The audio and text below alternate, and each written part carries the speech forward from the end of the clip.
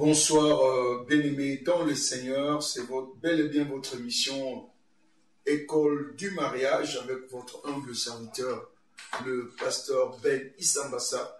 C'est encore un moment de joie pour moi que de vous rencontrer, qui êtes accrochés sur ces programmes, je vous dédie. Et avant de commencer, j'aimerais que nous puissions dire une prière en l'honneur de notre Dieu. Seigneur, nous te retournons toute la gloire et bénissons ton Saint-Nom. Parce qu'en toi, nous avons la vie, le mouvement et l'existence. Nous sommes de ta race, tu nous as créés à ton image. C'est un privilège pour nous. Et ce moment, Seigneur, nous voulons que vous puissiez prendre l'absolu contrôle par ton esprit, afin que toute ignorance soit dissipée et que la connaissance soit communiquée, afin que le mariage soit un havre de paix où chacun jouira de l'harmonie et du bonheur. Dans le nom glorieux de Jésus, nous avons ainsi prié. Amen. Nous sommes dans la joie une fois de plus de vous retrouver nombreux. Pour ceux-là qui ont l'habitude de suivre l'école du mariage, nos salutations en Christ Jésus. Que la paix et la grâce soient votre partage. Et également à tous ceux-là qui, pour la première fois, ont eu cette opportunité de nous suivre. N'ayez pas de regrets. Et il y a toute une série d'émissions que vous pouvez vous référer sur YouTube, École du mariage avec Ben Isambassa Ministry. Vous trouverez tous les enseignements passés et ça pourra toujours vous édifier. Donc, vous n'êtes pas en retard, vous qui nous suivez pour la première fois. Non, nous sommes dans la joie que vous puissiez nous accepter chez vous, dans vos salons, sur vos iPads, sur vos téléphones, sur vos Android, que le Seigneur vous bénisse. Souvenez-vous de notre dernière émission, nous étions en train de parler un mariage heureux n'est pas un accident. Nous voulons en fait répartir sur ce que nous avions dit, faire brosser, disons, un rappel sur ce que nous avons vu la dernière fois sur un mariage heureux n'est pas un accident.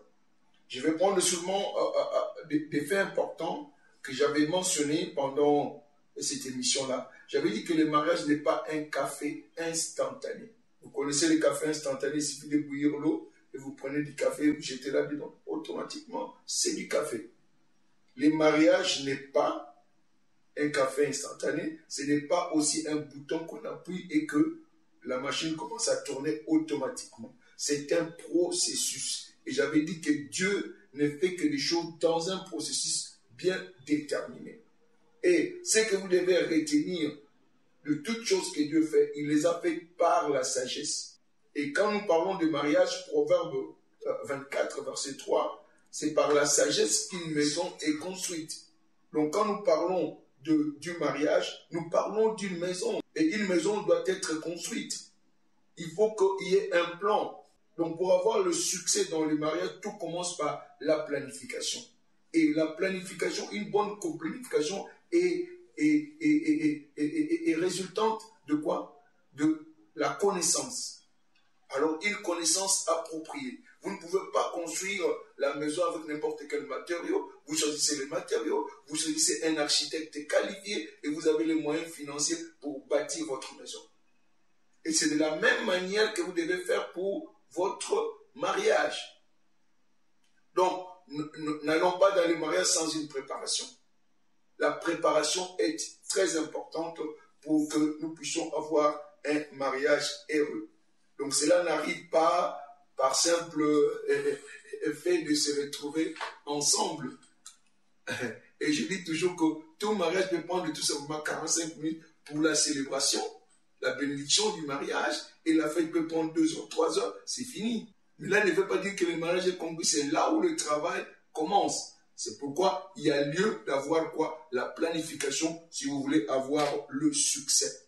Et nous avons parlé de la connaissance. La connaissance est importante.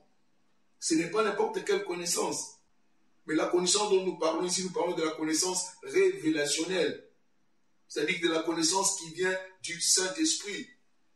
Et j'avais fait remarquer à tous les enfants de Dieu, il ne suffit pas d'être né de nouveau, il ne suffit pas d'être rempli du Saint-Esprit. Vous devez avoir la connaissance des principes qui régissent les mariages. Donc, être né de nouveau, être rempli du Saint-Esprit ne garantit pas le succès dans le mariage. jusqu'à ce que vous deveniez étudiant des principes de Dieu, des principes de la parole de Dieu concernant les mariages, c'est ce qui fera que votre mariage puisse aboutir.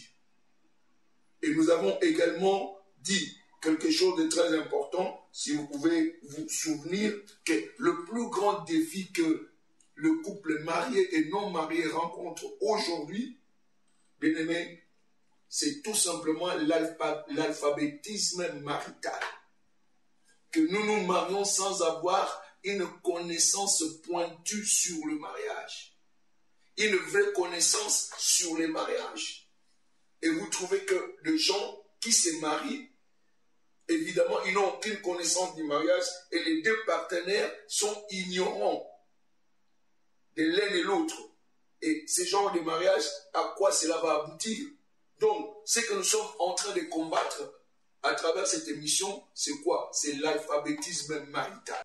Et c'est un fléau que nous devons bannir pour que le mariage devienne heureux. Donc, si nous pouvons être à mesure de vaincre cela, bien aimé, nous verrons que le mariage sera vraiment un havre de paix où deux personnes vont se retrouver, ils vont avoir des enfants et ce foyer-là sera un foyer paisible.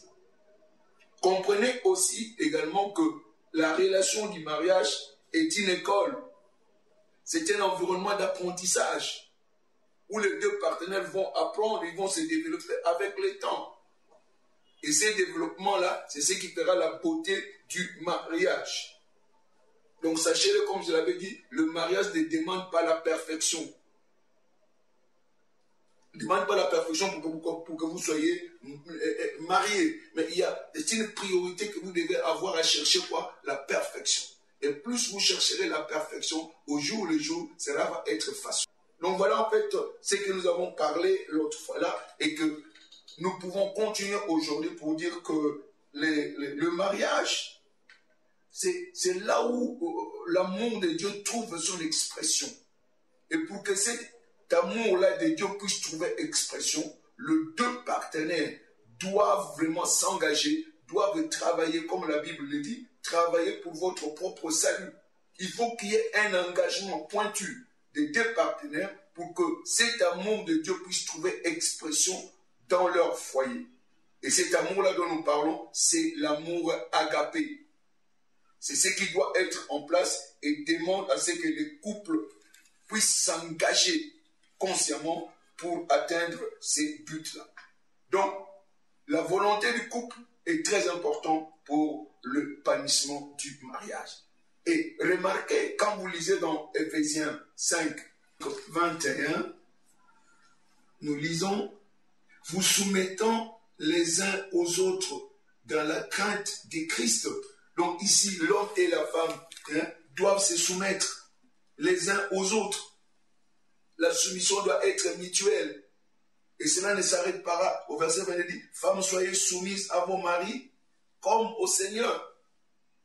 C'est ce que la Bible exige. Quand nous allons au verset 33, il dit « Du reste, que chacun de vous aime sa femme comme lui-même et que la femme respecte son mari. » Donc il y a ces rapports mutuels qui doivent exister. Et au verset 25, il dit « Marie, aimez vos femmes comme Christ a aimé l'Église et s'est livré lui-même pour elle. » Donc les deux partenaires doivent se livrer à la soumission mutuelle. Et non pas dire tout simplement que c'est la femme qui doit se soumettre. L'homme aussi doit se soumettre. Se soumettre à quoi? À ce que Dieu dit, à ce que Dieu établit comme loi. Parce que c'est lui qui est l'instituant ou le manufacturier du mariage. Donc il est important que les deux partenaires s'engagent. Et vous verrez que le mariage sera un processus de raffinement. Au fur et à mesure que le couple avance, il y a un raffinement qui s'opère dans leur vie. Et que l'homme est façonné, la femme aussi est façonnée pour atteindre ce que Dieu veut qu'il soit. Donc, c'est cela que nous devons comprendre sur le mariage. C'est-à-dire que votre relation verticale va déterminer l'état de votre relation horizontale. C'est-à-dire que si tu respectes ce que Dieu dit, tu verras que ta relation horizontale sera aussi bonne. Donc, cela est vraiment capital pour le marié. Donc, la relation avec Dieu qui est l'institution du mariage est capitale pour permettre à ce que le foyer puisse bien fonctionner. Donc, c'est ce que nous sommes en train de dire parce que nous voulons passer à une autre étape parce que quand nous parlons de ces choses-là, bien aimés, nous n'allons pas tout simplement nous attarder sur ça. S'il faut combattre la littérature, l'alphabétisme marital, nous devons savoir comment construire la maison. Nous devons savoir construire la maison. Nous avons dit certaines choses et l'environnement où les deux partenaires sont en train d'être raffinés pour qu'en fait ils puissent avoir forme de ce que Dieu veut qu'ils soient. Mais la question se pose, comment bâtir cette fondation? Donc nous allons parler ce soir de quoi? De bâtir une fondation solide. Bâtir une fondation solide. Et vous savez, pour bâtir une fondation solide, cela est important que vous sachiez quel matériau il faut utiliser pour bâtir la fondation. Même le choix des caillasses, ce n'est pas n'importe quelle caillasse que vous allez choisir. Ce n'est pas n'importe quelle pierre que vous allez choisir. Ce n'est pas n'importe quelle manière de fondation que vous devez avoir. Un bungalow ne peut pas avoir la même fondation qu'un immeuble à 3 étages. Et un immeuble à 3 étages ne peut pas avoir une même fondation avec un immeuble de 10, 20, 30 étages. Donc, il est important que nous sachions quelle est la fondation que nous devons bâtir. Parce que, en fait, toute chose qui doit être durable doit avoir une fondation solide. Si la fondation n'est pas solide, la maison risque de s'écrouler. Et tel n'est pas le souhait de Dieu. Et là où votre fondation est bâtie est importante pour la solidité de l'édifice. Et chez nous ici, quand nous parlons ici, la seule fondation durable et solide que le vent ne peut pas emporter, c'est la parole de Dieu.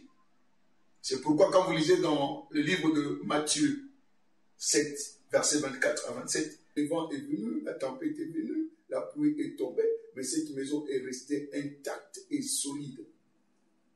Et également, il dit, une autre maison est bâtie sur le sable. Quand la même situation est venue, la pluie, la tempête, cette maison s'est écroulée comme un château de cartes. La différence entre les deux maisons, c'est tout simplement la fondation.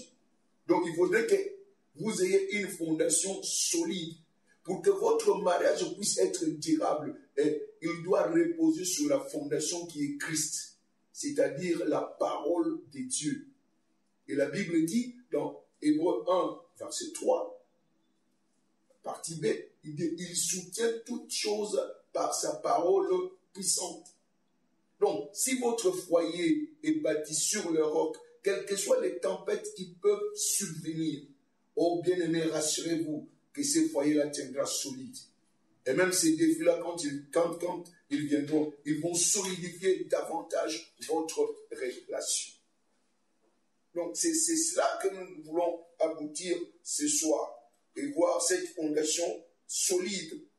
Et bien aimé, nous voulons considérer ce soir, disons si le temps nous permet, 10 pierres solides sur lesquelles vous devez bâtir un mariage réussi. Ouais, parce que sinon nos frères diront que non, le pasteur aujourd'hui ne veut pas nous parler en lingala. Donc, Tozolo Bela, Nasala qui me rappelle au Tolobaki ou Esrikoleka, que les Libana nyons se pointent à la Libana et Sengo, et au Senga, et à la planification pour ça, la plan, et plan pour au Salamboué, c'est aux la connaissance. Et connaissance, c'est la connaissance au Mouli, au Moussan, dans au Pesa, pour nous éclairer Bissou. Et Libana nous c'est un ndakwa kutonga, et c'est un plan, et c'est un architecte. Biso ndo tonga kuna biso ya libala et c'est tous les éléments nécessaires pour être ndako na tonga. La plupart des temps, pas problème pour usana mabala ezabatu bazangi boyebi na o etali libala. Donc bazaba alphabet marital. Le nom makambo etali libala lokola kela sezala kate to kota na biso pe kela teme to kwenda na libala sans ozana boyebi. Et yango nde e créaka ba problème na ba couple na o babala pe na o babala nati. Yangwana toloba kete libala normalement eza esika oyo mwasi na mobali ntango bakote bazosala effort po ete makambo ekende liboso po bakoma oyo nzambe alingi bango bazala. Tolobi ke eza environnement oyo eza neti ekole koyekola mpona kopermettre bonzenga ya libala eba kobima. Yangwana lelo toza kolobela kotonga fondation solide kotia moboko ya solo parce que ntango ozosala moboko batiaka mabanga nyonso te fo mpona mabanga nini oyo esengeli mpona koyeba kotia na kati ya ndako oyo olingi kotonga. Ndako eza ndako ya se esengaka fondation moko makasi mpenza te me ndako eza etage ya 3 étage esengeli kotimbola makasi soki eza 5 kotimbola su makasi soki eza 20 50 ekosenga kotimbola moko ya makasi koleka po ete ndako wana ata mopepe ye ekoya te. Topesaki comment ya Matthieu 7 verset 24 à 27 pe tolobaki Hébreu 1 verset 3 alobaki ke azoko simba biloko nyonso na nzela liloba na ye. Esika ozotonga ndako na yo eza important. Yango wana lelo tozolinga komona mabanga zomi oyo esengeli kotia na fondation po ete libala na yo eba kozwa succès. Donc voilà en fait ce que nous avons dit en français, que nous avons essayé de mettre ça en lingala pour que vous puissiez comprendre. Donc nous voulons parler des 10 pierres qui permettront sur lesquelles bâtir un mariage réussi et heureux. Quelle est la première pierre dans le mariage? La première pierre, bien aimé, c'est l'amour. L'amour. Et l'amour peut être défini de plusieurs manières. Je crois que je vous ai parlé. Mais l'amour dont nous parlons ici, dans le mariage, qui est prioritaire, c'est l'amour agapé. L'amour agapé. C'est cet amour-là dont nous sommes en train de parler. Un amour qui te permet de se renier soi-même pour le profit de l'autre.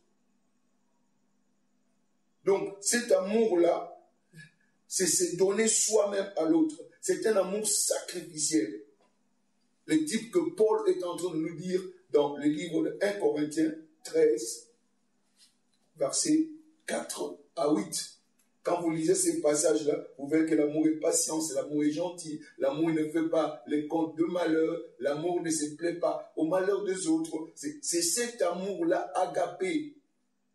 Cet amour qui ne fait pas la comptabilité de ses malheurs.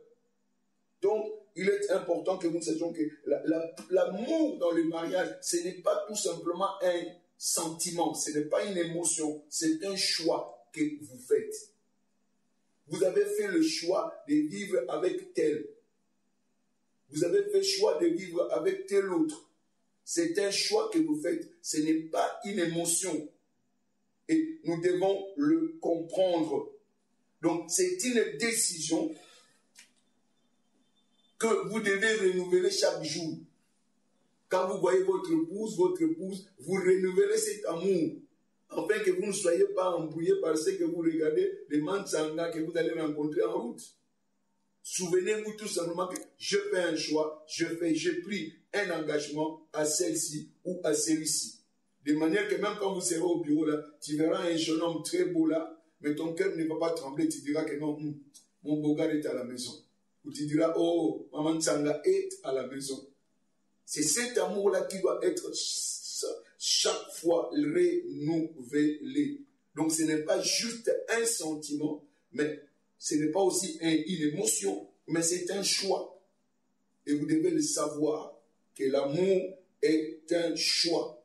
Donc quand vous avez pris cette décision, quand vous vous êtes marié, vous avez fait le vœu de chérir, vous avez dit le vœu, vous devez la chérir à partir d'aujourd'hui jusqu'à la fin. Donc ne va pas chérir notre personne, que cet amour-là est un choix que tu as fait et respecter votre choix. Donc l'une des fondations importantes dans le mariage, c'est quoi? C'est l'amour. C'est une pierre importante pour votre mariage. Et cet amour-là, c'est un amour sacrificiel pour votre époux. Et cet amour-là doit être renouvelé au jour le jour. Pour les nonate. Donc, il y a des bosso, il y a bolingo. Bolingo, otozolomela awa, il y a bolingo émotion te. Il y a bolingo émotion te. Il y a kopona, oyo, akoza mulonga ninanga, kino suka bomo inabiso. Et tant que vous opposez, vous dites que vous avez qui mana omso kumona yeba kete na to engagement na songolo pakala na pona ye poto fanda na ye ti mikolo na ngai kusila awa na se et yeba ngoti ya monde est important ils a sentiment te ils a émotion te mais za ko pona oyo pona ki ya ngone za moko ba libanga important sokolo tonga un mariage heureux. Alors deuxième pierre qui permet que nous puissions avoir une fondation solide pour le mariage heureux, c'est quoi? C'est la vérité. La vérité est fondamentale dans le mariage. Donc, un mariage qui n'est pas basé sur la vérité va finir dans le trouble. Il faudrait que la vérité soit en place. Et la vérité est une personne. La vérité, c'est qui? C'est Jésus. Jésus, la vérité et la vie, hein, et le chemin. Donc ici, quand nous parlons de la vérité dans la famille, la plus grande source de la vérité, c'est la Bible, qui est quoi? La parole de Dieu. Donc si le couple marche dans la vérité, c'est-à-dire, comme vous avez dit, la relation verticale est bonne, c'est-à-dire que les deux partenaires sont en train de respecter la parole de Dieu, de marcher selon la parole de Dieu. Bien aimé, ce sera une pierre solide sur laquelle ce mariage-là sera fondé. Donc, la parole, l'homme et la femme doivent être conscients et ils doivent mesurer quoi? Leur amour par ces standards inchangés de quoi? De la parole de Dieu. Et ça, c'est un principe de la parole. Et la vérité doit être en place. Donc, si la vérité est en place entre l'homme et la femme, est une chose indispensable pour le succès dans le mariage, je voudrais dire. Donc, et c'est ce que bateau va balani bo solo et la carte na bango. Et source ya solo, il y a solo, et ça m'a commis dans Nzambe. Et ce qui moi, c'est la mobile bateau, tant que m'a commis dans Nzambe, bien aimé, oh, ni bala wana ekoyeba ko kende li boso. Donc, bosenga ezali ke mobile na moi si bazala conscient. Et yangonde egotali sake bosolo ça parce que va mesurer kaka bosolo wana na nini. Donc, il y a vérité où ils à travers du loba na Nzambe. Donc, la vérité est très importante. Et la vérité entre l'homme et la femme est indispensable pour le succès dans le mariage. Donc, il faudrait que personne ne serve ses propres intérêts, mais il faudrait qu'on puisse servir les intérêts de l'autre et qu'on soit honnête. Quand l'honnêteté n'est pas en place, quand la transparence n'est pas en place dans un mariage, bien aimé, cela amène le doute, cela amène les suspicions dans ces foyers-là. Donc, il faudrait que la vérité soit en place. Soyez honnête vis-à-vis de votre mari, vis-à-vis de votre épouse. Et cela, ça devient un environnement encourageant. Non pas des histoires, des cache-cache. Amen. Que la transparence soit dans ces foyers-là. Beaucoup de gens créent des problèmes dans leur foyer parce qu'il n'y a pas de vérité. Il y a trop de cache-cache, il n'y a pas de transparence. Et l'environnement n'est pas encourageant, donc l'un ne peut pas dire à l'autre ce qui est vrai. Que cela ne soit pas votre partage. Tika bi bomba bumaboza la polele entre yo na mobile na yo ya monde koyeba ko sunga libota na bino parce qu'ils ont moko libanga ou ils ont important katikati na libala. Troisième libanga ou tobe kolobela. Donc troisième pierre c'est la confiance. Et la confiance est beaucoup plus en relation avec la vérité. Donc, pour que vous puissiez faire un mariage heureux et réussi, il faut qu'il y ait la confiance mutuelle entre l'homme et la femme, entre l'époux et son épouse. Écoutez-moi très bien. Rien n'endommage le mariage comme une confiance brisée. Quand la confiance est brisée, bien aimé, ce mariage-là est en péril. Donc, il est grand temps que quand les gens sont mariés, qu'il y ait une confiance mutuelle. Cela va empêcher qu'il y ait de l'atmosphère de quoi? Des ressentiments, qu'il puisse avoir de l'amertume, l'atmosphère de suspicion. Donc, quand on regarde, on dit, alléluia. Donc, confiance est important quand il y a. Ce qui est confiance est exact, il y a moyen que les musiques exact. Au moins, mingi ça dans la carte de bala pour mettre ça. Oui, bon, le bana qui n'a qu'à chambre mutazala giti. Mais ceux qui m'ont discussion m'ont bimi bo paf. Donc comme ko loba.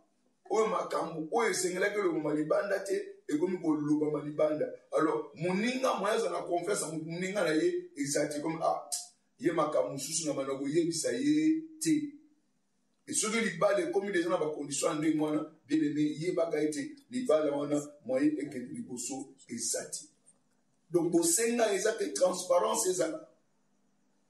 Et aussi, il y a que polé la carte entre moi si na moubali. Les deux partenaires et Sénéli, il va s'engager, il y a pour se faire confiance mutuellement. De manière que pour se faire confiance, les gens viendront, ils raconteront des histoires.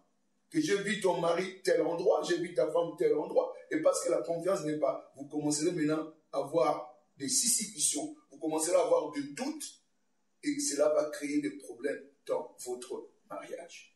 Oh, bien aimé, aujourd'hui nous avons parlé seulement de 3 pierres. Nous avons dit qu'il y a 10 pierres que nous allons développer qui sont nécessaires. Qui sont nécessaires pour un mariage réussi et solide. Donc, faites le choix de ces pierres-là. Nous avons parlé de quoi? Nous avons parlé de l'amour, nous avons parlé de la vérité et nous avons parlé de la confiance. Ce sont des choses qui sont très importantes si vous voulez avoir le succès dans votre mariage. Ce sont des pierres qui doivent être dans votre fondation. Donc, et c'est ce que les balles parce qu'ils ont 10 zones, mais tout le monde a mis ça, amour présent, amour les a choix. Vérité, sur sa vérité, ça les lobananzam. Les balles n'avaient tambour dans sola les lobananzam. Il y a mis ça que ça confiance. Et c'est une confiance à la moko na mususu. Ce que ça en place, bien aimé, vous allez dire, c'est là, il y a succès, katikati, na li bala na bino. Bien aimé, voilà, nous sommes à la fin. C'était votre humble serviteur, le pasteur Ben Isambassa. Et nous étions en train de parler de un mariage n'est pas un accident. Et aujourd'hui, nous avons vu comment construire une fondation solide, première partie. Et je sais que nous allons continuer pour que vous puissiez entrer en connaissance des autres pierres nécessaires pour l'érection de votre foyer, un foyer solide et heureux. Ce que nous vous demandons, bien aimés, tout simplement, n'oubliez pas de souscrire, n'oubliez pas de vous abonner, cliquez sur là où il est écrit abonner et bien aimé, vous suivrez la série de ces enseignements. Non seulement que vous puissiez vous abonner, prenons aussi le soin de pouvoir partager. Il y a un frère, il y a une soeur, un de tes connaissances qui est dans le besoin et cette information-là leur permettra d'avoir la connaissance. Donc, que le Seigneur vous bénisse et n'oubliez pas, si vous avez des questions, nous sommes à votre disposition. Envoyez-nous des questions et nous nous ferons le devoir de répondre à ces questions-là avant de commencer notre émission. Que le Seigneur vous bénisse, paix et grâce chez vous et que la couverture divine soit votre partage et que la joie de l'Éternel soit votre force. Dans le nom puissant de Jésus, nous avons ainsi prié. Que le Seigneur soit avec vous. On nous revoit à la prochaine occasion par la grâce de Dieu. Que Dieu vous bénisse.